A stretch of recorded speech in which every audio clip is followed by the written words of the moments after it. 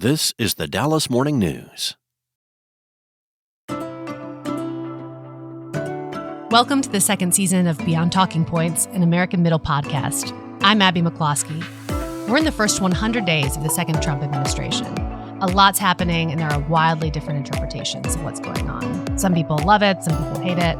I think a lot of people are confused what to think, and so this spring we're going to get to the bottom of it together with some of the smartest and most thoughtful people in America.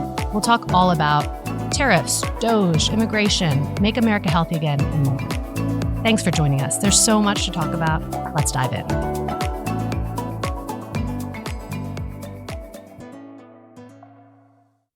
I'm here with Doug Holtz Eakin to talk about the economy and cost of living. Doug, thanks for being here. My pleasure. Thanks for having me. And I was thinking about when we met, and I actually think I've known you, Doug, or we've known each other for my entire professional life. You run the American Action Forum, which is one of the most nimble, whip-smart, data-forward groups in Washington.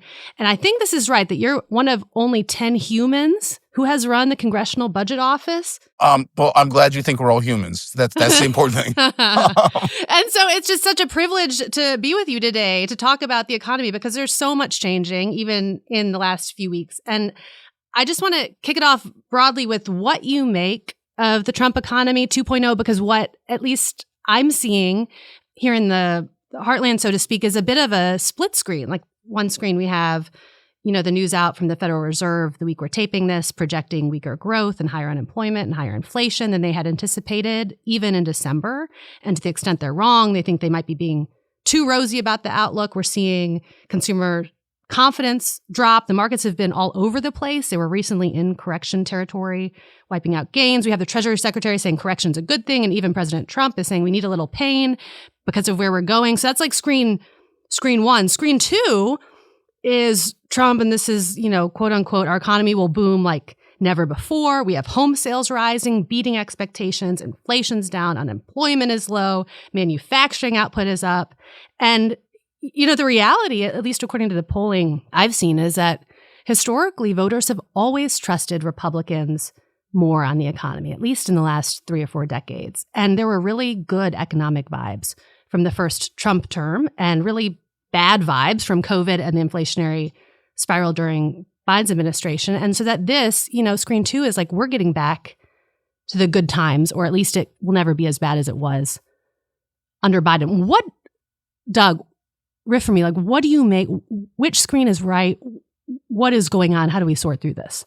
So I think the way to sort through it is the following.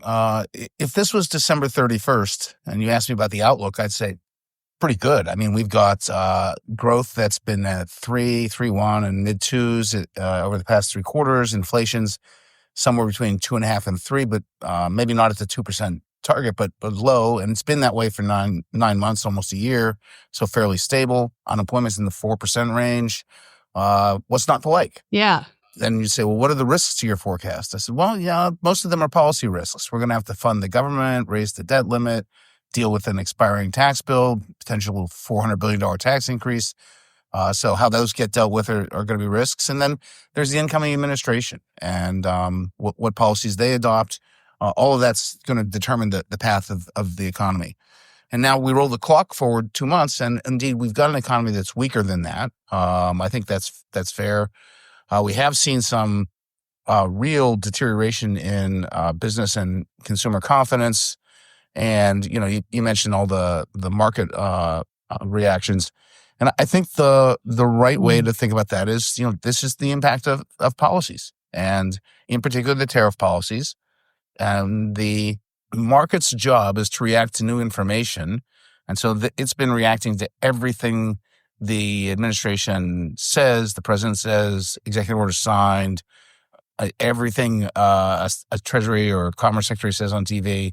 And it's bouncing around because there's a lot of noise in there as opposed to the signal. Like, what are they really doing? And I think the same is true in these confidence numbers. But we're not in a recession. And while the economy's weakened somewhat, the path forward is still going to be determined by the degree to which we get continued deregulation, as we saw in the first Trump administration, and I'm confident we will.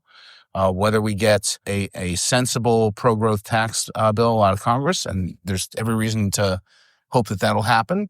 So I think the wild card is going to be the degree to which you can have the tariff policy work for the economy in the near term. And obviously the president's warning us that it might not.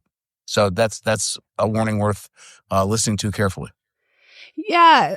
And I've been intrigued by this warning of there might be some pain and that actually could be a good thing. And I don't know, like, is economic pain self-inflicted a good thing? Because part of me feels like we've forgotten to do hard things in this country. And we do have, a federal budget that's out of control. And we do have to know how to make sacrifices. We can't keep, spending more and having lower tax rates and kind of playing around like this. At the other hand, like, is what we're doing, especially related to tariffs, which I want to dig into, economically beneficial in the long run, do you think?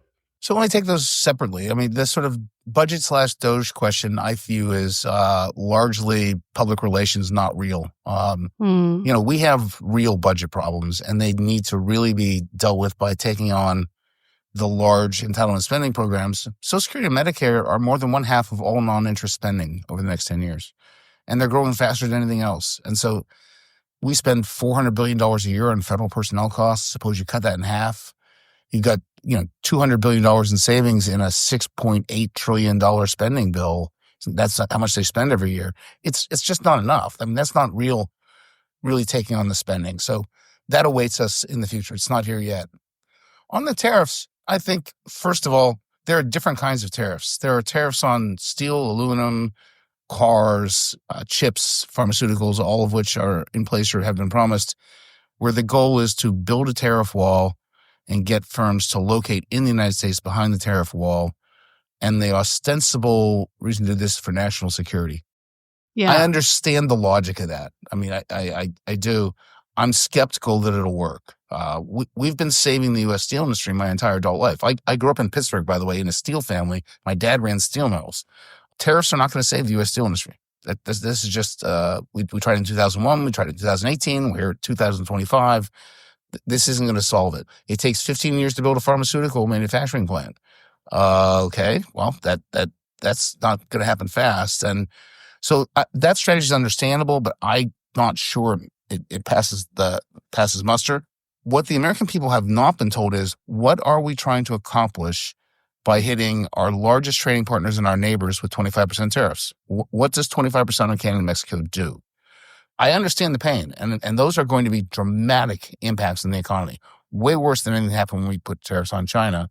The question is, for what gain? You said, is it worth doing something bad? Well, it depends what's on the other side. And the administration's never articulated an outcome they want, a path to that outcome, and what that outcome is worth to us. If there's things out there that make sense, then I can support it. But in and of itself, it doesn't make a lot of sense to me. And we'll see what reciprocal tariffs means on April 2nd. Right now, that's a black box. But absent any other information, these tariffs are very large national sales taxes that are very distortionary, highly regressive, and hard to administer. And if you said, Doug, would you like to have a national sales tax that's regressive and hard to administer and very distortive? I'd say no. So give me a reason to go there. So what about the reason of just kind of the system is rigged and the U.S. is getting ripped off? This is from Trump on Truth Social. Like, the U.S. doesn't have free trade. We have stupid trade. And I agree with you that I haven't heard an explicit end goal, with the exception of maybe building out American manufacturing or having political leverage or just having countries curry favor with us more specifically to kind of get our trade to a more desirable place. But what do you think is the best possible outcome of high tariffs on our North American trading partners? What does good look like there? So there are two objectives that I think I could write down and sell you on. Number one is things they have said about fentanyl and border crossings and things. You could imagine renegotiating the USMCA, the trade agreement, with a side agreement on border efforts and cementing permanently an agreement on what Canada and Mexico would do at the border, what we would do at the border, and what constituted success at the border. That would also have to be ratified by the U.S. Senate, which means Democrats would have to sign on, and we would, for the first time, have an agreement on what we're going to do with our borders. That's long overdue, and that's a very worthwhile objective in my view. If that's the sort of closet agenda, I'm on board. The other thing that I think that the administration would like, but they haven't really said it, is they want a customs union. They don't like the idea of putting tariffs on China and then have Chinese shipping to Canada and Mexico coming into the U.S. So they want to have a unified customs and border approach across the three economies. Also, not a crazy idea. Something that they might want to mention out loud as what we're trying to accomplish. And, there is the downside that they'll have to give Canada and Mexico a say in how we do that. But I'm not sure they have that in mind. But those are things that I could imagine trying to do, honestly. I mean, that makes a lot of sense. From an economic point of view, it doesn't make any sense to just impose them and say, gee, I hope the stuff comes here. Moving the auto production across the border from Canada into Michigan is an enormously expensive 10-mile move. I mean, that doesn't make a lot of sense. No, especially not if the policy could shift when Trump's out of office, for example. Absolutely. And I want to talk about the downside risk, because when I was in Washington at the American Enterprise Institute, was around when President Obama had the 35% tariff on Chinese tires. So not, all of Canada and Mexico. This is a specific item, specific country, Chinese tires.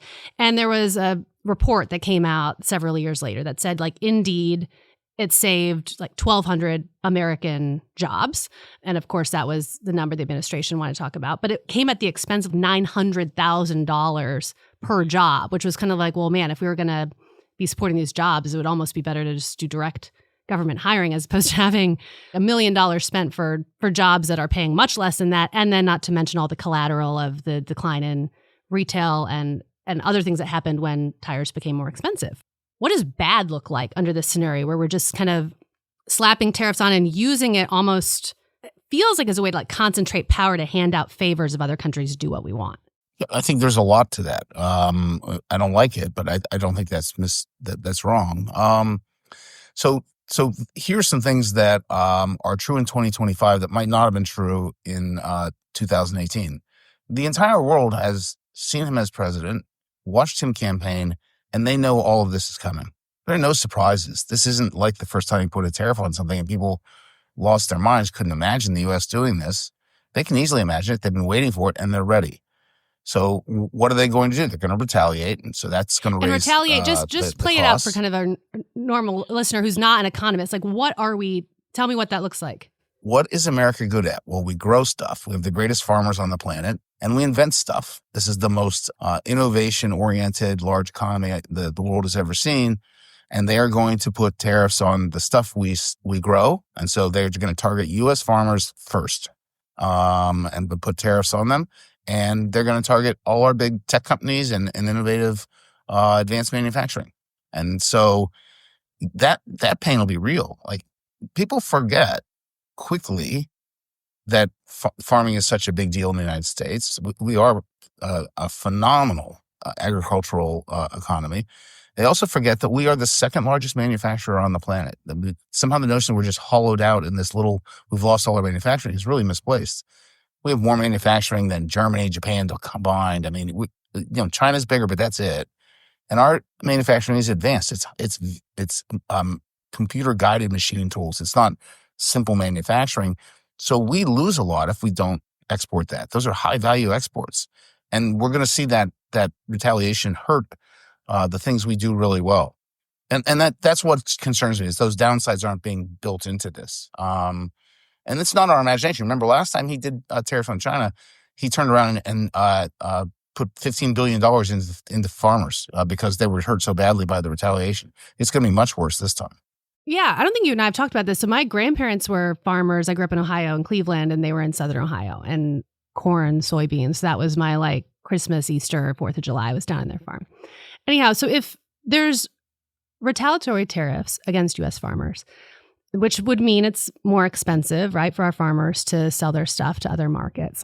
Doesn't that kind of create a glut of supply here, and all of a sudden food prices go down, and food prices have been high and whatever, and that's good for American consumers? Help the non-economist understand that. So, once the crops have been planted, it's sunk, right? You can't change it. So you're going to harvest them and sell them for what you can. And if there's a big glut, we're going to basically transfer income from the farmers, who are going to get very little, to consumers who are going to get some relief and they'll be happy. But not everyone wins. I mean, there are these concentrated losers in the supply side. But then the dynamics start. You think, okay, I'm not planning that much next year. That we can't do that. And now we have taken, and instead of exploiting as fully as possible our very productive farm communities and exporting the surplus, we're telling them to do less. So let's take a very productive thing and tell it to don't do it. That doesn't make any sense. That as a national economic strategy, you don't want to do that. You want to take advantage of the things you're good at, not turn them down. And what's your sense of this? I think there's a significant narrative that says that the kind of conservatism, especially the conservative economic policy that I grew up in. I mean, I was working for Koch, K-O-C-H. It was called like the Kochtopus at the time because it had so much money in all these different conservative organizations. And we were reading Hayek and Milton Friedman, and it was all about like free trade, free movement of people and capital and economic freedom. And there's a significant strain on the right that says, and where did that Wall Street Journal editorial board logic get us? Like it got us to a point where we have, I don't know, significant inequality where we have people who can't raise a family on one income. And actually that whole kind of liberal economic, and by liberal, I don't mean progressive, I mean just like a free, that open economic ideology got us a lot of pain too. So what's wrong with trying this other route? There were losers on the other path too. Like how do you respond to that? So it is true that regime took real good care of market incentives and business incentives, but it didn't take good care of the labor force in the following sense.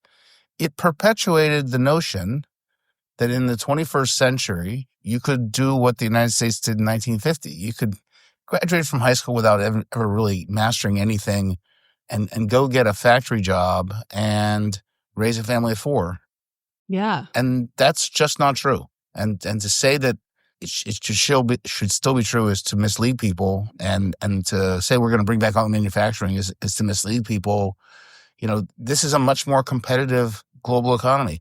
In 1950, the entire world had been at war, and the U.S. was the sole surviving unscathed industrial giant. And having a monopoly is a great thing. And you can have a lot of excess profits that you can pass on to labor, even unskilled labor.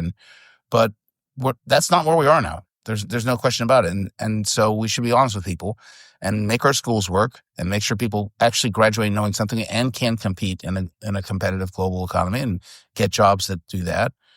And remind everyone that manufacturing has been a success story because it's become much more productive. But that doesn't mean it needs fewer workers to produce the same stuff. And what frustrates me about this debate is 70% of what households buy are services. So most of what you want to buy is not a manufactured good. And less than 10% of the labor force is in manufacturing. But that's all we talk about. Well, what about the rest of the economy? Who's taking care of them? That's what I want to worry about. And that's the thing that a traditional conservative economic policy would have taken care of, because it didn't pick favorites. It didn't say it's manufacturing or bust, and it didn't use the power of the government to say we're going to be about manufacturing. And both sides are doing it now. CHIPS Acts are just, using the power of the government. Tariffs are using the power of the government. There's a quick appeal to the power of the government in both wings of the parties now, and I'm not a big fan of that. Yeah, let's talk more about a traditional conservative economic orthodoxy, tax cuts and regulation. And this kind of let's lift off the artificial barriers put in place by concentrated power brokers in DC, and it's kind of let the market have its heyday. And I think one of the most successful parts of the first Trump administration was their a tax too strong, but on the regulatory thicket, and the promise to take out 2 regulations for every 1 imposed. And now it's really, amped up this time. They're going to take out allegedly 10 regulations for every 1 new one imposed. And, as well as anyone, that the Federal Register is like a catalog or newspaper of all the new rules that are coming out of Washington. And it was at its second highest level ever under President Biden.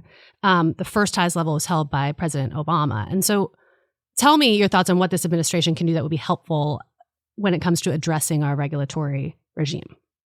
So we keep track of the costs of the regulatory state. So when you pass a major rule, when you enact a major rule, you have to issue the estimate of what it will cost the private sector to comply with that rule. And we take those estimates at face value. They might not be right, but we take them at face value and we add them up. And if you added them up over 8 years of the Obama administration, they issued a costly regulation 1.1 costly regulations every day for 8 straight years, total of $890 billion of regulatory costs. Unbelievable. $100 billion self-tax increase every year. Under Mr. Trump, the first year was $5 billion. The second year was negative $5 billion. Third year was negative $10 billion. And then the last year when the pandemic hit, it was quite costly. The regulations that came with that. But for 4 years, he had about $40 to $50 billion of regulatory costs. Night and day different. Biden, 4 years, $1.8 trillion. Unbelievable. So it's not going to be hard for this president to improve on the sort of regulatory environment. He can do what he did last time, which is just say, hey, you, HHS, have a budget for regulations. It's zero. So if you create new regulatory costs, get rid of some others. And that's what he did last time. It worked very well. It'll work well again. I'm quite optimistic on that front. The first time he did this, I was skeptical. I didn't think it could be done. I was wrong. I'm happy to see that again. All that's doing is saying, let's do regulations when they're worth it. And let's keep track and budget. And that's a very sensible idea. I think it's going to be fantastic. So that's something that the small business community in particular has always pointed to as it was a big help back when he became president. And I think it will be again. Yeah. And, related, the signature legislative achievement of the first Trump administration was the tax cuts and Job Act. But I want your help in thinking through this, because I think from the Democratic side, there's a narrative that all of those tax cuts went to reward, big companies, and the benefits of those don't flow down to normal consumers. And it went to mostly to rich people. And then on the Republican side, basically it paid for itself with amazing economic growth, and it helps, reduce the size of government and help us sort through this, because at least big chunks of that legislation are back up for reauthorization this spring. So the 17 Act was the first major tax reform since 1986, and and people always focus on the tax rates and rich people, but the reality really is it was a major business tax reform that transformed the U.S. from a really uncompetitive location with the highest corporate rate and a worldwide system of taxation, and brought us into alignment with our competitors. 21% is in the middle of the pack. We now tax more on what you do just in the U.S. as opposed to worldwide. It's been enormously successful. Prior to the 17 Act, we lost the headquarters of about 5 firms every year. There were these pitched battles that you can remember over Benedict Arnold firms leaving the U.S. And that ended. There was one firm that was leaving when the bill passed. It came back. No one has moved out since. The capital is flowing into the United States. The intellectual property used to be parked in Ireland. It's now parked in the United States. That was an enormously successful effort to make the U.S. a place to be on the globe and do business. And the workers benefit from that. And the wages have risen, and we've seen the productivity rise. And there's no reason not to be just enormously happy with that. And then there will always be disagreements about how progressive the individual income tax rates should be. I understand that. But what gets lost in that fight is more than 1/2 of business income is taxed on individual returns as, quote, pass-throughs, subchapter S corporations, partnerships. So if you raise the individual rate, that's a big business tax increase. And it's going to hurt capital accumulation and hiring and wages and all that stuff. So some judicious use of tax policies in order there. I think they have a chance to sort of, re-up that this year. I think they should. I think the biggest concern is for the Republicans in this effort is that what they're really going to do is continue more of the same. They're going to extend the Tax Cuts and Jobs Act. That's not going to be a huge new tax cut or a huge new impetus to growth. It's going to be maintaining what we have, which is a good thing. The alternative What about is to all raise the taxes a lot, and that's a bad idea.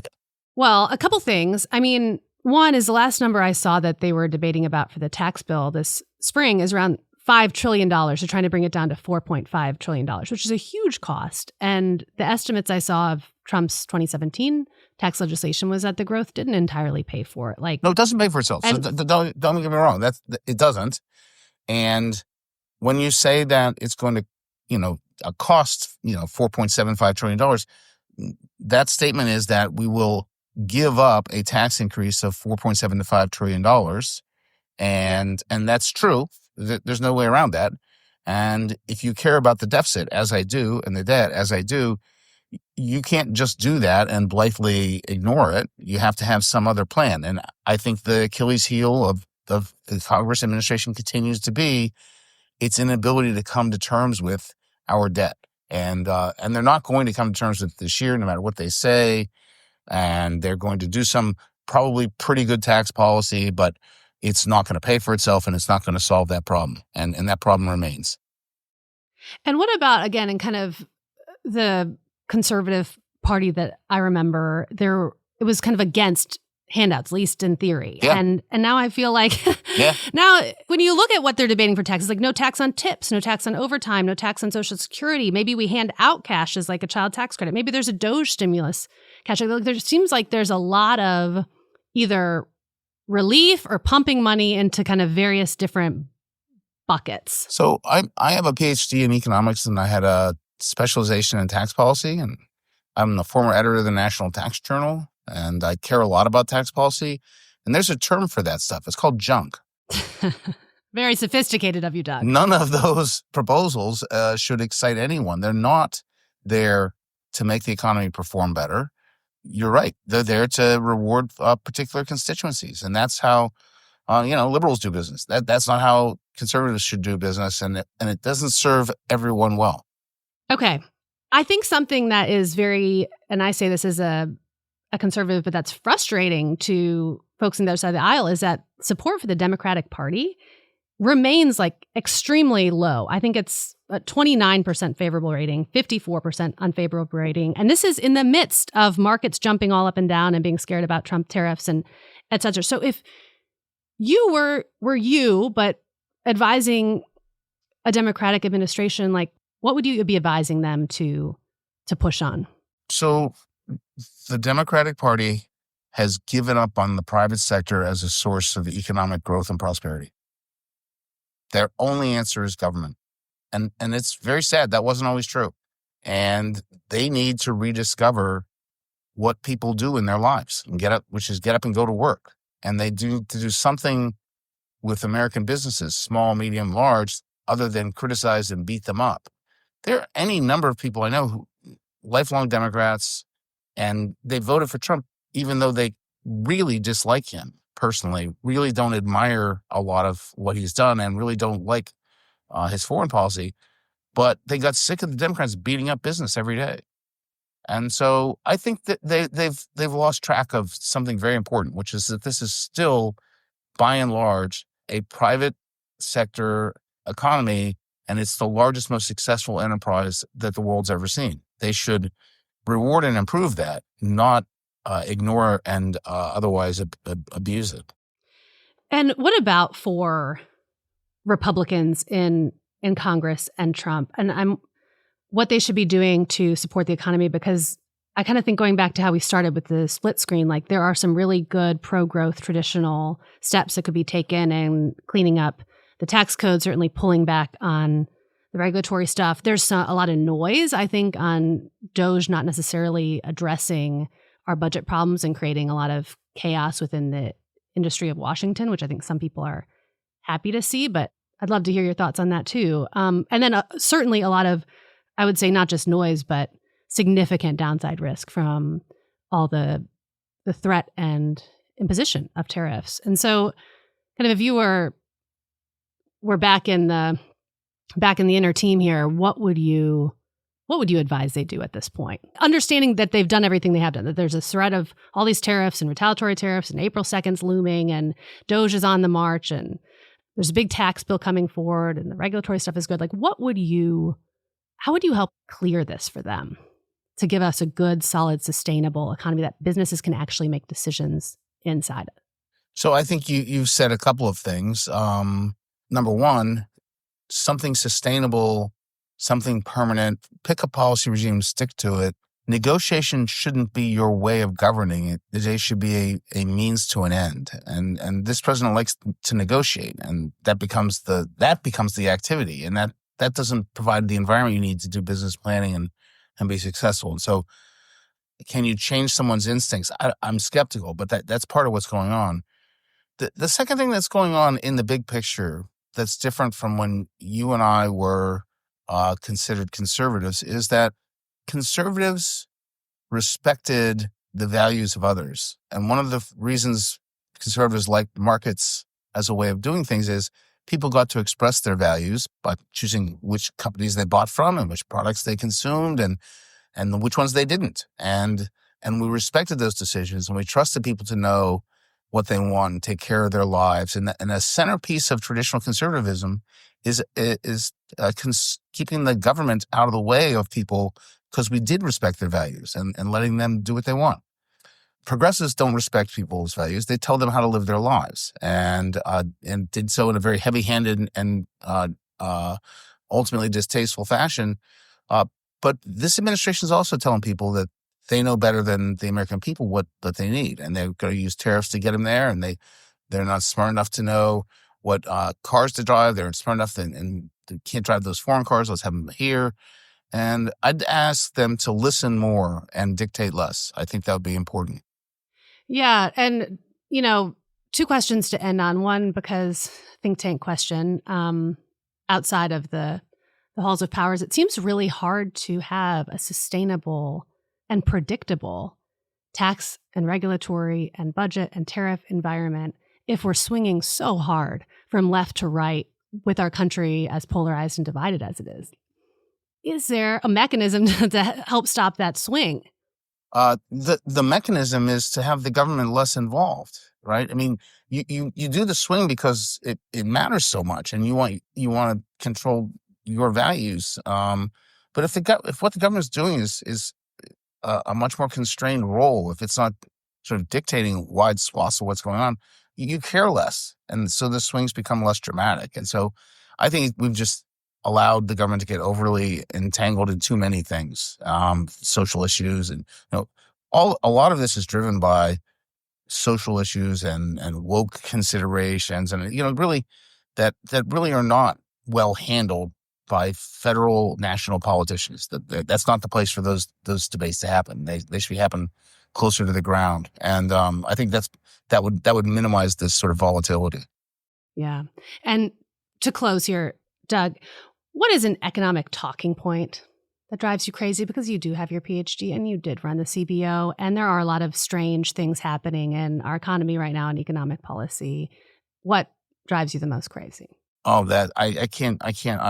That's such a long list. As you know, I write a morning email that a lot of people have told me says, oh, that's just nice of you to put such thought into economic issues every day. It's just personal therapy. I mean, I'm ready to lose my mind almost every day because of something. Not whether it's tax cuts paying for themselves or manufacturing being hollowed out and gone, or we can't touch Social Security and Medicare, or, we don't pay the tariffs other countries do. They all drive me crazy, right? Let's have a reasoned debate based on the facts. That's all I dream of. Oh, Doug, me too. It's great to talk to you. Well, thanks for having me. I'm Abby McCloskey, and this is Beyond Talking Points, where we talk about what America was promised and what we're getting. Thanks for joining us, and we'll be back with you next week.